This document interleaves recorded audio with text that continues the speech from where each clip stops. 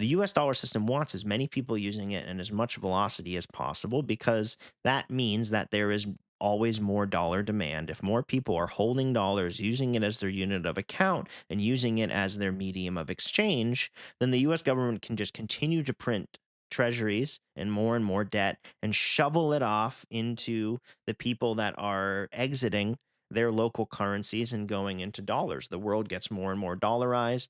We go from there being, you know, 350 million US dollar users to $1 billion users to $2 billion users. And we see the world continue to get dollarized, more and more demand for dollars, ergo more and more demand for treasuries.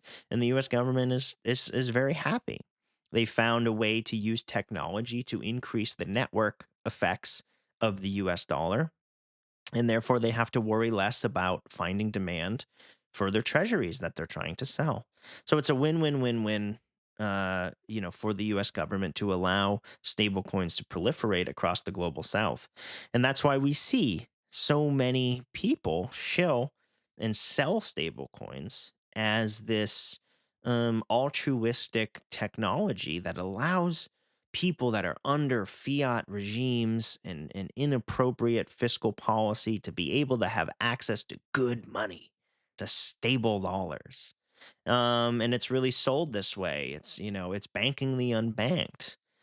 But in reality, as we will talk about right here, as we get into the third pillar of stablecoins as a national security issue, there are huge concerns about surveillance as it relates to dollars going onto blockchains.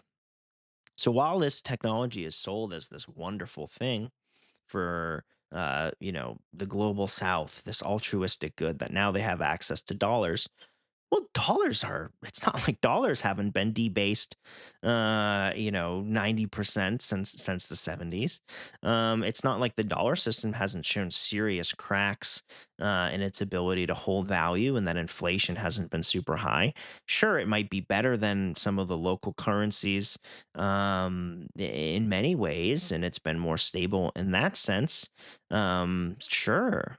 But what are we really bringing these people into? Are we bringing them into a sound financial system, or are we bringing them into a financial system filled with fraud and fractional reserve banking and a lot of the issues that, of course, the subscribers to Solari have heard, so much about from Catherine Austin Fitz and John Titus and a lot of the very smart people that make content here. You guys are some of the most aware people of the issues of the dollar system, how money, trillions of dollars can just go missing, how banks can go under, how people's accounts can be seized by governments for any reason. As we further push into the private issued paradigm, we'll start to see a lot more of these issues and people getting rugged. And so this idea that stable coins are just innately a public good and are just doing great by giving people access to dollars is disingenuous at best. Although, of course, there are some benefits in certain cases for people to be able to have access to dollars. But ultimately, is that really what we're doing here? Is that really what the point of the blockchain revolution and Bitcoin was supposed to be? Was getting more and more people using the dollars and generating more and more dollar demand and creating a surveillable hellscape for financial payments? No, I don't think it was.